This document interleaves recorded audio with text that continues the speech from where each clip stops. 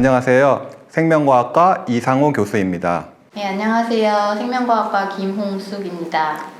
예, 오늘은 학부 학생들이 가장 궁금해하는 전공 교과목을 어떻게 이수해야 되는지에 관한 질문에 대해서 저희가 학생들의 입장에서 한번 풀어보고자 합니다. 첫 번째는 간단한 퀴즈를 아마 드릴 텐데요. 김홍숙 교수님께서 간단한 퀴즈를 먼저 학생들한테 물어보고 시작을 해보도록 하겠습니다. 네, 저희 생명과학과에 들어오면 이제 기억해야 되는 숫자이기도 하고 꼭 알고 있어야 하는 숫자이기도 합니다. 36188 이 숫자죠. 혹시 뭔지 아시나요? 저는 약간 오래된 화석 학번이라서 30248이라는 숫자는 아는데 36188 이 세 숫자는 모르겠는데 혹시 아시나요? 아니요, 저도 몰라요.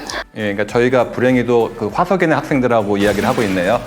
그러니까 30248은 2, 3년 전까지 통용됐던 숫자고 최근에는 이제 36188로 바뀌었고요. 전공 핵심, 전공 일반이라고 아마 알고 있는 학생들이 많을 거고 최근에는 또 바뀌었습니다. 전공 핵심이라는 이름이 전공 코어로 바뀌고 전공 일반이 전공 심화로 바뀌고 세 번째는 실험 실습은 그대로고요. 30에서 36으로 전공 핵심 또는 전공 코어에 해당하는 게 늘어나고 대신에 전공 심화 또는 전공 일반이 줄어든 것을 볼 수가 있죠. 그 이제 이유는 좀 더 기초적인 거를 확실하게 하고 그러고 나서는 이제 선택폭을 좀 더 많이 주기 위해서. 왜냐하면은 저희는 이제는 저희 학과뿐 아니라 다른 학과 학 과목 또는 융합 과목들도 더 많이 들을 수 있게끔 그런 기반을 조성하는 차원에서 바뀌었다고 생각하시면 될 것 같습니다. 아하.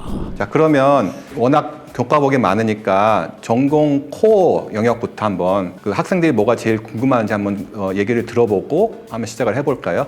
먼저 제가 알기로는 전공 코어가 이제 36학점, 즉 12과목 정도를 들어야 되는데 여러분들이 아시는 것처럼 현재 전공 코어 영역에 있는 과목 수는 13과목입니다.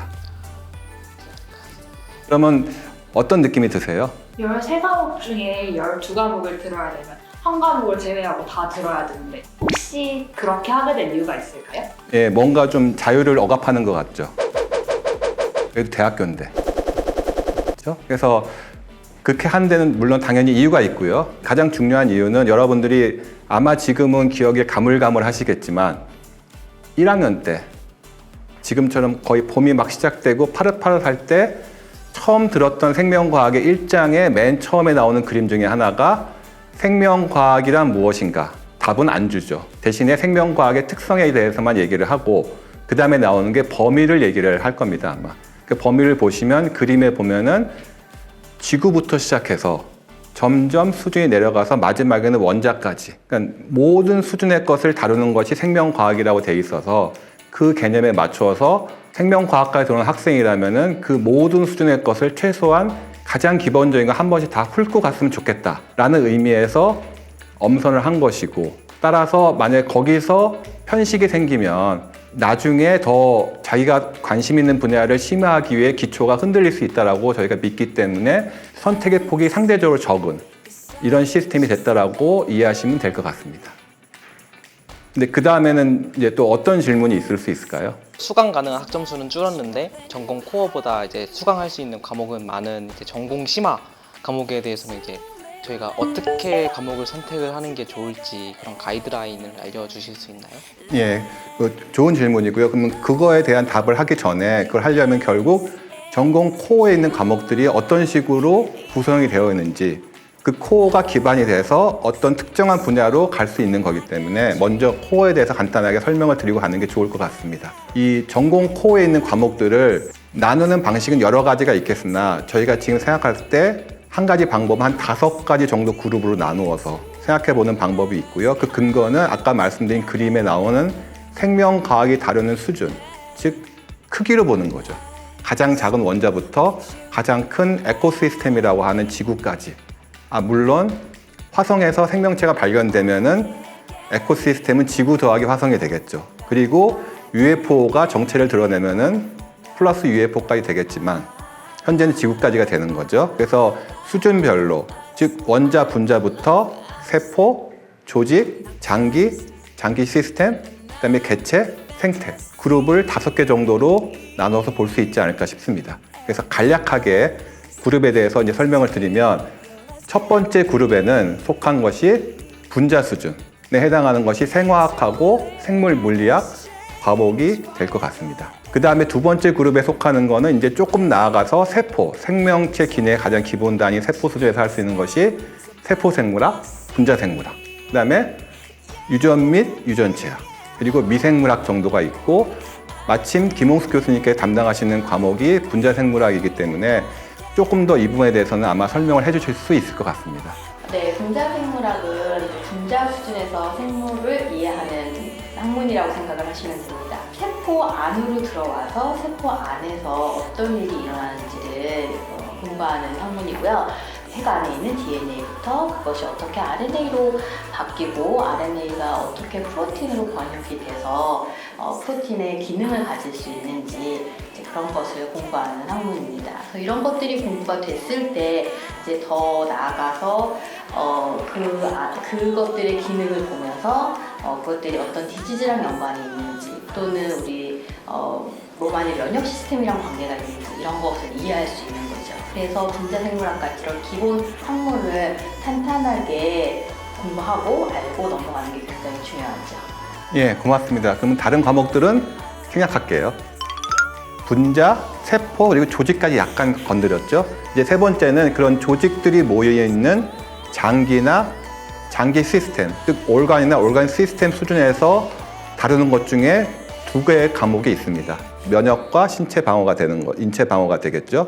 그 다음에는 신경생물학 원론이라고 새로운 교과목이 생겼습니다. 그러니까 이 두 가지는 하나는 면역 시스템, 또 하나는 신경 시스템에 대한 것을 조금 더 자세하게 다루는 그런 교과목이 되는 것이고요. 그러면 다른 시스템도 많이 있는데 왜 이 두 개냐라고 하면은 지금 시대가 요구하는 가장 우리한테 관심 있는 것 중에 하나가 우리 몸의 면역이죠. 감염병을 대처할 수 있는 것도 면역이고, 그 다음에는 아직도 미지의 영역으로 남아있는 우리의 뇌, 브레인 쪽을 알기 위해서 기초적인 공사를 한다고 생각하시면 될 것 같습니다. 그리고 이제 네 번째 그룹은 장기하고 장기 시스템이니까 이제는 어떻게 되겠습니까? 이제는 이게 다 모여있는 실제로 하나 움직이는 생명체, 개체라고 얘기하죠. 하나의 오르가니즘 수준에서 이 모든 것이 어떻게 돌아가는지를 이제 보는 것이고, 그 중에서는 저희가 다루는 과목은 두 개가 되겠습니다. 하나는 동물 생리학이고 또 하나는 식물 생리학입니다. 즉 공통적으로는 생리학이죠. 즉 생리학이라는 거는 몸의 구조가 어떠하기 때문에 이런 기능이 나온다라는 것을 이해를 하는 것이고, 이게 이제 심화 과정으로 가면 이걸 뒤집으면 되죠. 왜냐하면은 기능이 문제가 생기면 병이 생기니까. 그래서 기능을 알면은 문제 생긴 걸 되돌리면은 그게 병을 고치는 게 되겠죠. 그런 기초 공사를 한다 생각하시면 되고, 그러면은 왜 동물하고 식물하고 나누느냐? 여러분들이 동물 세포하고 식물 세포는 구조 자체가 많이 다르죠. 그래서 그걸 하나로 묶기는 어렵기 때문에 나누어서 한다고 생각하면 될 것 같습니다. 그리고 이제 마지막으로는 개체와 환경, 즉 생태라고 얘기하는 그런 존체적인 것을 다루는 이제 교과목들이 되겠고요. 코어에서 다루는 건 세 과목이 있습니다. 하나는 식물 분류학, 그 다음에 생태학, 그리고 진화학. 이 세 과목이 그런 개체 또는 개체군이라고 하죠. 그렇죠? 개체군들과 환경 간의 관계를 공부하는 그런 교과목이라고 얘기할 수가 있습니다. 그래서 여러분이 잘 아시는 것처럼 다윈의 진화론의 가장 기본 개념이 출발점이 개체군이죠. 진화의 단위는 하나하나 개체가 아니라 개체군이니까. 그렇죠? 개체군이 어떻게 바뀌고, 그다음에 생태학에서는 개체군들과 환경이 어떤 상호작용을 하고, 그다음에는 식물 분류학에서는 어떠한 개체들을 어떤 식으로 나누어서 볼 수 있을까. 이제 이런 것들에 대한 기초적인 내용을 공부한다고 보시면 될 것 같습니다. 자, 그러면 이제 이 정도면은 왜 핵심 또는 코어 영역에서 선택의 여지가 한 과목 정도밖에 없이 다 해야 되는지 좀 납득이 되시나요? 네. 예, 뭐 김연정 학생 약간 좀 강압적으로 이해가 된 것 같은데 그래도 됐다고 믿고요. 그래서 여기까지가 이제 코어 과목이고, 그러면 이제는 전공 심화로 넘어가 보도록 하겠습니다. 이 5개로 또는 비슷하게 나누었던 영역에서 이제 코어를 들으면서 본인이 이게 좀 더 재밌을 것 같다, 좀 더 알고 싶어 하는 분야가 생기면은 그 분야를 중심으로 선택해서 수강을 하면 제일 좋지 않을까라고 생각을 합니다. 그러면 아까 말씀드린 5개 그룹을 이용을 해서 간략하게 설명을 드리면 첫 번째는 코어에서는 분자 수준의 이해를 돕는 거라고 이제 말씀을 드렸죠. 그럼 그걸 좀 확장을 하면은 뭐가 되냐면은 의약품을 만드는 게 되는 거죠. 타이레놀 같은 화합물을 가진 약품이나 또는 최근에 이슈가 되는 코로나 바이러스 항체처럼 단백질과 같은 거대 분자를 이용하는 바이오 의약품이나 이런 것들을 만들 수 있는 근본이 바로 분자 수준의 이해에서 출발하는 거거든요. 그래서 우리과에서 있는 과목 중에서 그 영역에 속한다고 생각되는 과목들은 생물 분자 구조화, 그다음에 중계 생물학, Translational Biology라고 얘기를 하고 있고요. 그 다음에는 분자 세포 당 생물학, 그 다음에는 유전공학, 마지막으로는 생명과학과 미래기술이라는 과목이 최근에 새로 생겼습니다. 그러니까 현재뿐만 아니라 앞으로 다가올 미래에 어떤 기술이 필요할지까지도 다뤄보는 것이 이제 첫 번째 그룹이라고 이야기를 할 수가 있고요. 이제 그러면은 두 번째 그룹으로 넘어가면은 세포나 조직 수준에서 배운 것을 가지고 확장할 수 있는 것들이 이제 바이러스학이나 질병 생물학이나 감염 반응 생물학, 그리고 종양 생물학에 이제 있고, 김홍수 교수님께서 연구하시는 분야와 가장 관련성이 높다고 생각되는 종양 생물학에 대해서 간략하게 설명해 주시겠습니다. 네, 이제 코어 과목으로 분자 생물학, 세포 생물학, 그다음에 유전학, 유전체학 수업 들으셨잖아요. 이 모든 과목이 다 종양 생물학이랑 연결이 됩니다. 종양은 유전체 DNA 상에서 어떤 변이가 일어서 암으로 종양으로 가는 경우가 있거든요. 그걸 이해하려면 분자 생물학 과목을 수강을 해야 되고 유전학 및 유전체학 과목을 수강을 해서 기본 지식을 가지고 있어야 합니다. 또 종양이 단지 DNA뿐만이 아니라 프로틴 레벨에서 단백질 레벨에서 뭔가 문제가 생겨서 일어나는 경우도 있거든요. 그런 걸 이해하려면 당연히 분자 생물학 수업 들으셔야 되고요. 그래서 그거에 대한 기본 지식이 있을 때 종양 생물학을 이해할 수 있거든요. 그래서 코어 과목을 철저하게 수업을 들으시고 알고 이해하고 재밌는 걸 느끼면 이제 종양생물학 수업을 들으시면서 그거에 적용을 할 수 있는 거죠. 그리고 질병을 이해하고 종양을 퇴치할 수 있는, 없앨 수 있는 뭐 안티캔서 드럭 개발이나 이런 쪽으로 또 이제 또 생각을 해보실 수 있고 이렇게 됩니다. 그래서 종양생물학 수업은 그렇게 구성이 되어 있습니다. 예, 고맙습니다. 그러면 이제 넘어가서 세 번째 그룹에는 우리가 말한 장기나 장기 시스템 수준에서 이제 하는 것이 뇌과학하고 신경유전학이라는 과목이 있습니다. 뇌과학은 brain, 우리 머리에 대해서 공부하는 것이고, 신경유전학은 신경 시스템 전체에 대해서 특히 유전적으로 어떻게 되는지를 보는 거라고 이해를 하시면 될 것 같고요. 그다음에 네 번째 그룹은 코어에서 말씀드린 것처럼 하나의 개체 수준에서 이루어지는 일들, 그런 이해를 바탕으로 할 수 있는 게 생식생물학, 동물 발생학, 그리고 분자식물 과학이 있습니다. 생식생물학은 여러분이 아는 것처럼 생식 과정, 리프로덕션에 대한 것을 좀 더 자세하게 보는 것이고요. 그 다음에 나오는 것이 동물 발생학은 생식이 되고 나면 발생이 돼야 되겠죠. 그러니까 새로운 생명체가 만들어지는 과정. 거기에 대한 지식이 어디 많이 쓰이냐면은, 예를 들어 종양생물학에 나오는 암 종류의 이름이 그 발생의 단계하고 직접적으로 연관이 되어 있습니다. 하나만 말씀드리면 상피세포암이 뭘 것 같아요? 기억이 가물가물하죠. 그러니까 상피세포라는 것도 발생할 때 세 가지 레이어로 나눠지는데 그중에 특정 것하고 관련되는 그런 식으로 이름도 다 연결되어 있거든요. 그럼 이런 걸 들으면은 질병에 대한 이해도 좀 더 깊게 할 수 있는 그런 케이스가 된다라고 말씀드릴 수가 있습니다. 마지막으로 다섯 번째 카테고리인 개체군 및 주위 환경과의 조화, 또는 환경을 어떻게 보존하거나 생명의 다양성을 보존하는 이런 측면도 중요하죠. 이런 것을 다루는 과목들이 생물통계학, 분자환경생물학, 환경독성학, 그리고 보존생물학입니다. 그러면 여러분들이 약간 의아할 수 있는 과목이 생물통계학. 저는 수학이 싫어서요, 생명과학과에 왔어요가 참 많은데 왜 악몽을 다시 소환을 할 것 같아요? 코어 단계에서 말씀드렸죠. 개체군이 기본이라고요. 그럼 개체군은 변화하고, 개체군을 다루는 건 집단을 다루는 거고, 그런 집단의 분포를 다루는 게 바로 통계죠. 고등학교 때 배웠던 확률 통계. 그것을 생물 시스템에 적용하기 때문에 생물 통계학이라는 과목이 이제 있는 것이고요. 그럼 이렇게 하면은 여러분들이 코어 과목을 들으면서 좀 더 관심이 생긴 분야를 중심으로 과목을 선택해서 수강을 하시면 지적 호기심도 충족시켜 줄 수 있고 또한 거기서 직접적으로 우리 생활에 어떻게 이용되고 적용될 수 있는지도 알게 되면 그 다음에 진로를 정한 데도 도움이 되지 않을까 싶습니다. 심화 또는 일반 영역에 대한 과목을 한번 이제 훑게 된 거고요. 그럼 또 혹시 뭐 다른 질문이 있나요? 주변에 이제 친구들 보면 이제 학부 연구생이라고 했고 이제 각 랩실에 가서 체험을 해보는 그런 거에 관심이 점점 높아지고 있는데 솔직히 어떻게 하는지는 잘 모르고 있는 상황이 많아서 어떻게 하면은 학부 연구생 생활을 시작을 할 수 있을지. 짧은 대답은요, 잘하면 되고요. 그러니까 어떻게 잘하느냐?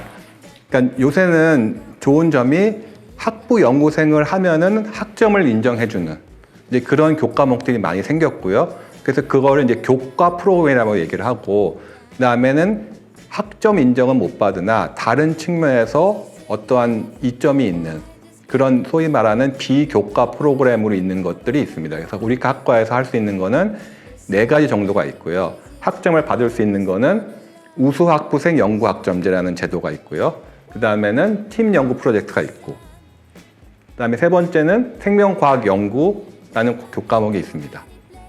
이것이 정규 학기 또는 계절 학기 때 할 수 있는 거고, 하나 또 특이한 거는 현장 실습, 코업이라는 과목이 있는데 보통은 그걸 외부 나가서 한다고 생각을 하시는데요. 최근에는 제도가 더 변경이 돼서 교내 학관의 연구실에서 학부 연구생을 해도 그 코업 과목 수강한 걸로 인정해주는, 그러니까 3+1이 되겠죠. 그건 제도가 있고, 마지막 비교과 프로그램은 그 바이오 의학 트랙을 선택하면 할 수 있는 BGCTI라고 하는 프로그램이 있습니다. 이름이 긴데요. 바이오 그랜드 챌린지 테크 플러스 이노베이터. 그러니까 뜻은 물어보지 마시고요. 저도 모르고, 중요한 것은 이것은 바이오 의학 트랙의 일부라고 해서 학부 연구생을 하는데 주제가 많은 경우에 바이오 의약품 개발 또는 생산과 관련된 주제를 가지고 연구를 하면 그걸 발표를 하고 거기서 유튜브로 올려서 좋아요를 많이 받으면 해외 연수의 기회를 받을 수 있는 그런 프로그램이 있습니다. 그러면 이렇게 다양한 학점도 딸 수 있고 해외 연수의 기회도 갈 수 있는 이런 프로그램들이 있는데, 중요한 것은 어떻게 시작을 할까요? 라고 하는 거죠. 그래서 많은 학생들이 주저주저하고 두려워하는데 사실은 교수님들이 더 수줍어하세요. 교수님들의 본심은 많이 와서 경험해봤으면 좋겠다라고 하지만 이 나이가 들면 그런 말 잘 못해요. 그래서 알아서 와줬으면 하는, 아닌 척 하시면서. 그래서 여러분들이 관심이 있으시면은 그냥 교수님한테 이메일 드리면 됩니다. 아니면 전화를 드려도 되고 노크하고 직접 물어보셔도 되고요. 그래서 안 된다고 하실 교수님은 거의 없다라고 생각을 합니다. 김홍숙 교수님도 마찬가지실 거예요. 그렇죠? 그렇죠. 예. 많이 오셔서 경험하시고 좋은 시간 되셨습니다. 예. 그러니까 오는 학생 안 맞고요. 가는 학생은 잡습니다. 그럼 다양한 연구실에서 그런 활동을 하고 싶은데 혹시 하나의 연구실에서만 해야 하는 건가요? 그러니까 예지 학생이 물어본 게 제가 아까 가는 학생은 잡는다고 해서 좀 마음이 걸린 모양이네요. 그렇죠? 그러니까는 교수님들의 심정은 그러하지만 학생들 입장에서 보면은 다양한 경험을 하는 게 중요하고, 그다음에 교과목 형태로 되어 있기 때문에 다른 곳에서 하는 건 전혀 문제가 아니라고 생각을 하고 오히려 그런 것이 필요하다고 저는 생각을 합니다. 그래서 정말 본인한테 잘 맞는 게 어느 것인지 알아보는 게 중요하다고 할 수가 있죠.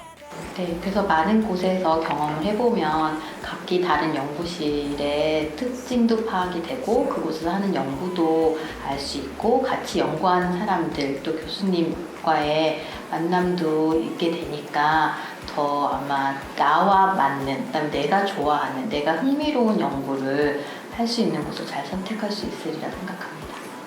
예, 그러면 이제 거의 다 훑은 것 같고요. 혹시 마지막으로 또 뭐 궁금한 게 있나요? 저희가 이제 졸업을 앞두고 있으니까 이제 생명과학과를 이제 졸업을 하고 나서는 이제 저희가 뭘 어떻게 해야 되는지 아직 감은 안 잡히는 상태라서 약간 조언을 주실 수 있나? 예, 그러니까 제일 중요한 문제죠. 자기 개인으로 봐서는 개인의 행복과 성공과 직결되는 문제니까 그래서 제가 드리고 싶은 말씀은 학부를 졸업하고 직장을 가던 대학원을 졸업하고 직장을 가던 그건 이제 본인이 잘 선택하시면 되는데 이제 한 가지만 이제 말씀드리고 싶은 거는 여러분들이 이제 지금 우리 분야에서 바이오 산업 또는 바이오 연구 분야에서 잘 나가시는 분들의 이력서를 한번 쭉 보기를 권장을 해드립니다. 그래서 정말로 내가 생명과학을 전공한 사람으로서 뭔가 성공하고 인정받고 싶다. 그러면 이미 앞길을 가고 계신 분들의 이력을 보면 거의 대부분이 박사학위 소지자들이에요. 그러니까 지금부터는 이제 선택의 문제죠. 내가 어떤 삶을 살고 싶으냐. 근데 만약에 나는 정말 목에 힘주고 좀 남들이 알아주는 기여를 할 수 있는 그런 걸 하고 싶을 때는 이제 이런 조건들이 있으면 더 좋겠구나 라고 하는 건 아마 보실 수 있을 거라 생각을 하고요. 하지만 어느 학위를 가지고 하던 분야가 바이오 분야건 바이오가 아닌 분야가 됐건 중요한 것은 자기가 제일 잘할 수 있고 자기가 하는 동안 행복하고 그러면은 그것이 가장 맞는 진로가 아닐까.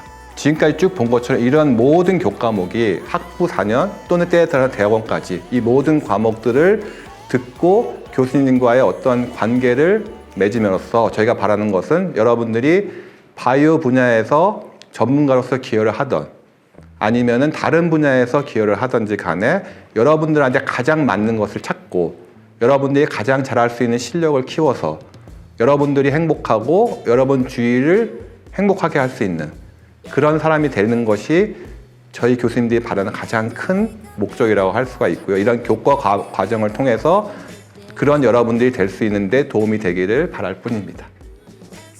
그래서 여러분들이 훌륭한 생명과학자 또는 인간이 되기를 바라고요.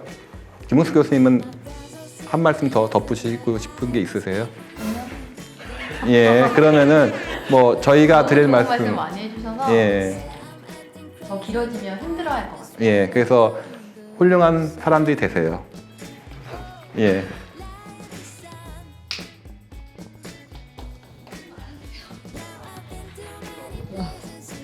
So many races, I was a child.